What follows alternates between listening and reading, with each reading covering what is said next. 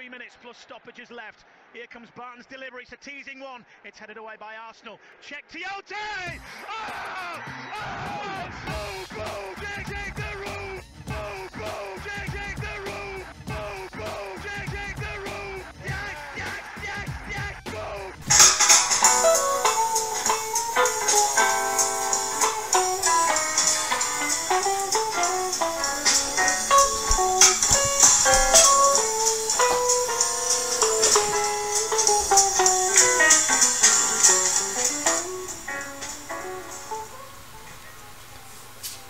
Hello there, welcome to another edition of my podcast where I bring you all sporting related, more particularly football related stories that are making the rounds. I tend to give you my own perspective, my own side or my view of whatever story is making the rounds. But today is not particularly going to be a very good one, or it's not going to be a good one per se. The football world, particularly the Newcastle family of which I belong to, were thrown into mourning this afternoon when the news of former Ivorian Newcastle midfielder broke that he passed on in his club in China. It was said that the Ivorian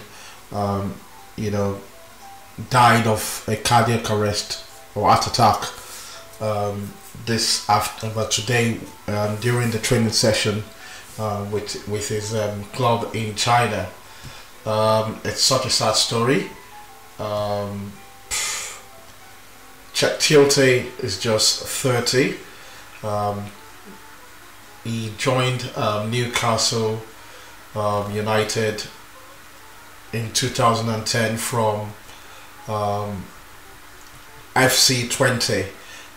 He played in FC 20 for a period of about 2 years between 2008 and 2010, and he moved to Newcastle shortly before the beginning of the 2010 season, following a very, very exceptional performance at the 2010 World Cup, which was hosted in South Africa.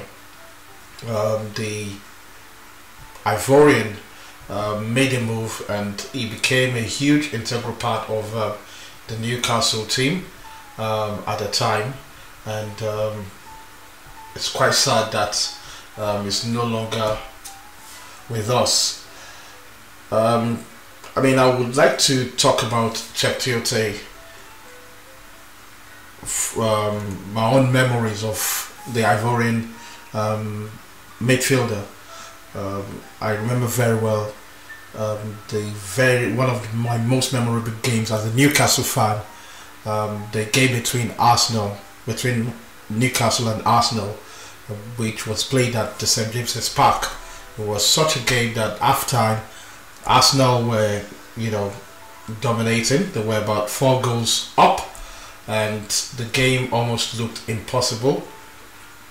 And second half began, and we sort of recovered, and we equalized 4-4.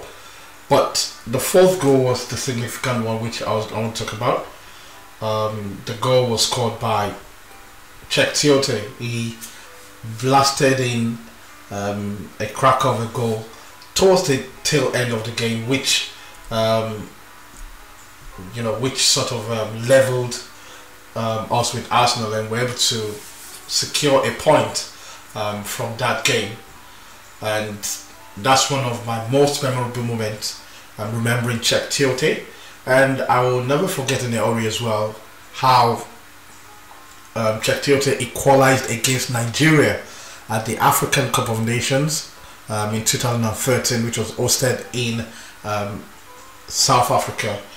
He scored equalizer with a header following an assist from Didier Drogba, and so those were 2 moments I remember Tiote for. And for a lot of Newcastle fans, we will always remember him for putting in a beastly kind of impression in the midfield, putting in the tackles, something I'll call a blood and thunder kind of style of play.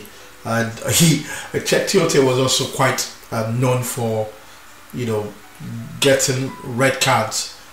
He did get quite a number of red cards during his spell with Newcastle. At some point in time, he was thwarted by Sir Alex Ferguson when his form was quite impressive at the time. But towards the tail end, particularly the season that saw Newcastle got relegated, he contributed less to the team and had a series of injuries which sort of reduces his chances and loss of form. So when Rafael Benitez took over, he wasn't particularly part of his plan. As a matter of fact, during the championship season, he only featured once. So during the January transfer window, he moved to China, so that he can get playing time.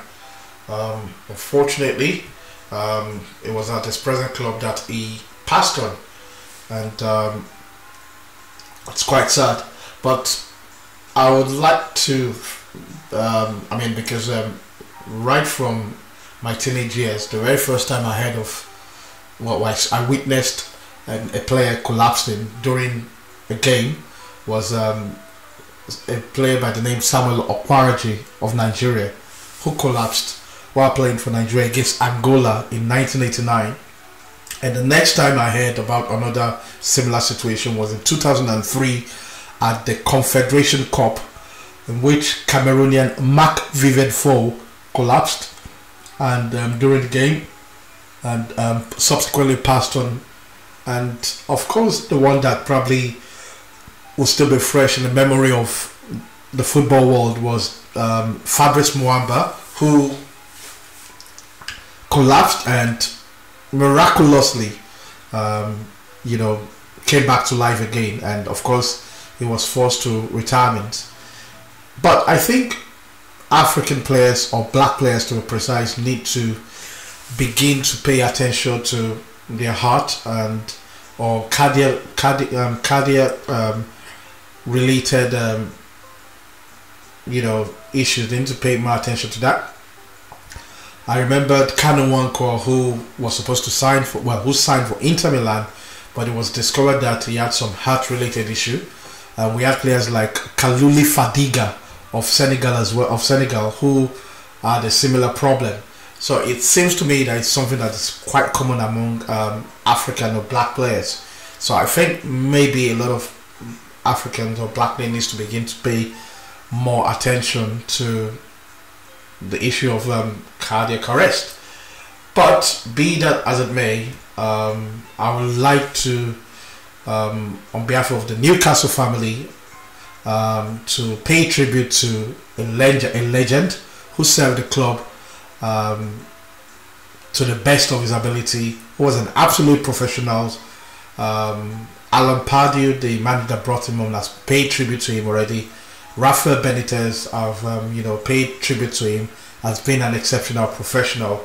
And a lot of Newcastle players from Demba Ba, Pape Cisse, Peter Lovercrans, Jamel Lascelles, Jamie Sterry, and everyone associated with Tiote have paid tribute, and we want to join our African brothers, the Ivorians, in expressing our tribute to Tiote. My prayer is that may the good Lord, comfort the hearts of the families, the friends, loved ones, and Newcastle family of this sad loss. Until I come here again, where I bring perspective from football-related queries or issues.